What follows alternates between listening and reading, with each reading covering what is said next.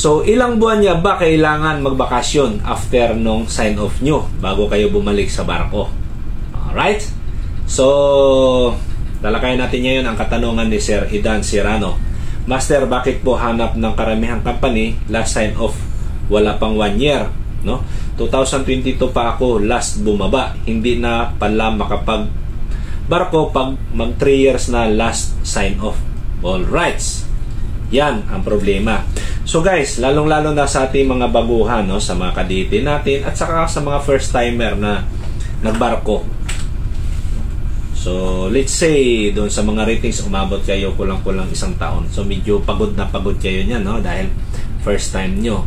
So gusto nyo pagbaba, gusto nyo magpahinga ng mahaba. Lalo mga binata pa. Gusto muna makapag-relax. No. However, huwag nyong sobrahan ng 1 taon. Dahil pagka nasobrahan na kayo ng 1 year ng lay-off nyo, medyo mahirapan na tayo dyan. Kagaya sa nangyari kay Sir Idan Serrano, bumaba sa 2022.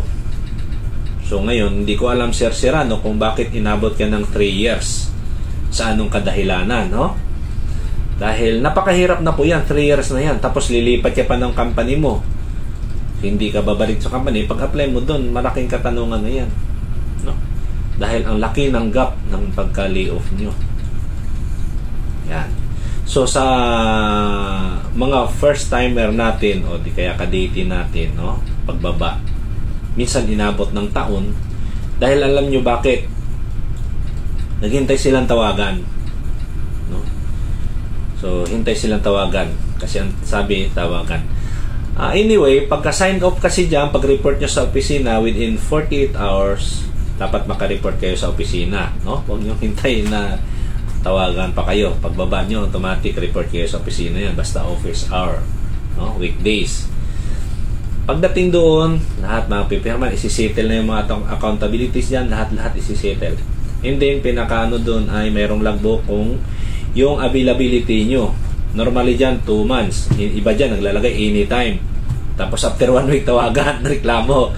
So, huwag kayong maglagay ng anytime doon sa availability nyo. Kasi baka mamaya, after 1 week, tawagan kayo. No? So, ilagay nyo dyan, 2 months, 3 months. Kayo. Huwag nyong hintayin na kayo ay tawagan. Pagka gusto nyo na after natapos na yung nilagay nyo doon na availability nyo, kunyari after 3 months, after sign off nyo 3 months, hindi pa kayo tinawagan, pwede na kayo mag-report sa opisina, no? Manghingi na kayo ng line up. So baka mamaya after 6 months hindi pa kayo tinawagan, hintay pa rin kayo. Tapos kung gusto nyo na sumakay, di balik, punta kayo sa agency nyo, mag-report kayo doon at humingi na kayo ng line up, no? Sir, yung availability ko 3 months lang, nabot na po ng 6 months. Diba? So, baka ito yung nangyari kay Idan Serrano. Nabot siya ng 3 years. Hinintay niya tawag. So, hindi ko lang alam ang reason, ano? Baka mamaya may mga pinag-abalahan siya. Hindi kaya nag-business, and then after nun, kailangan pa ng additional money kasi para expansion. So, hindi ko lang alam bakit nabot siya ng 3 years. So guys, huwag nyo nang pahiabutin ng 1 year nung inyong standby. Kasi mamaya, hindi na kayo makabalik doon. Kasi ganito guys, yung hindi natin alam, no? Bakit hindi na kayo tinawagan o hindi kayo pagbaba nyo, hindi kayo sinabihan, hindi kayo in-inform. So tiwala lang kayo masyado. After 1 year, hindi pa rin kayo tinawagan. So nag-report kayo. Yun, saka malaman nyo na kayo pala ay non-rehirable. Tandaan nyo, sa barko, pagsampa nyo, 4 months, mayroon ng evaluation yan. Evaluation, just to report kung ano yung resulta ng inyong performance. Kasama na yung pagkatao mo doon. Tandaan nyo, ha? Kaya mag-ingat pagdating na sa barko, no? Baka mamaya marami kayo na-violate na mga regulation, lalo na sa safety. So, mabuti lang kung lagi kayong i-remind. Pero kung hindi, 4 months may evaluation yan, no? Hindi ko lang sa ibang kumpanya, pero sa amin 4 months evaluate yan, no? And then sunod na evaluation yan pag sign off. So ngayon baka tigasin kayo diyan sa barko, pag sign off nyo ilagay doon sa evaluation nyo kung anong mga attitude nyo doon, performance, and then pinaka-last doon, non-rehirable. So, pag may ganyan kayo, hindi na kayo makabalik sa kampanya. And then, baka may pag-apply nyo, i-background check kayo, tatanungin bakit na umalis to dyan, ay, masama ang performance niya, maraming ginawa hindi maganda sa barko. Ito yung evaluation niya. So, hindi na kayo tatanggapin sa inyong ina-applyan kasi iba background check yan. So, tandaan nyo yan, ha? So, siguro naman kaya ganun, yung iba, hindi sila naabisuhan.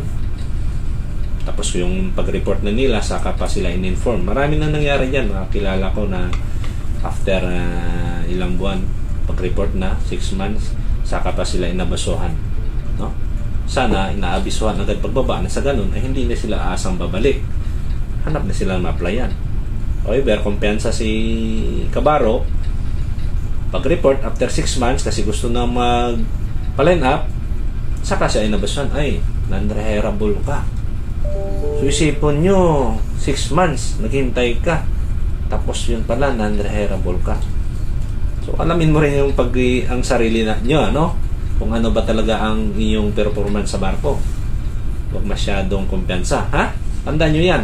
So, pagbaba nyo, huwag kayong tumambay ng matagal. Kasi pagka nabot na kayo ng 1 year and above, hirap na um-apply sa iba. No? Mahirap. Dahil maraming tanong, bakit ka inabot ng ganyan? So, depende, no? Ngayon, kung may mga padrino ka doon na medyo malakas, hindi matulungan ka. Pero kung wala lang, walk-in, mahirap. No? Kagaya kay Sir Edan Serrano. So, Sir Edan Serrano, sana tuloy pa rin apply at makatanggap ka na, makapunta ka sa isang agency na matanggap ko kayo para na pagpatuloy nyo ang inyong trabaho bilang isang marino. So, sa sunod ho, 3 months, okay na yan, 4 months. Yan. Para balik naman sa barko. No? Para medyo maaga yung ating retirement. Hindi tayo tatanda sa barko. Okay? So, Sir Edan Serrano, maraming salamat. Sana nabigyan natin ng tugon.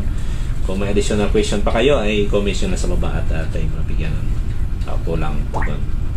Okay. Maraming salamat. Have a nice day.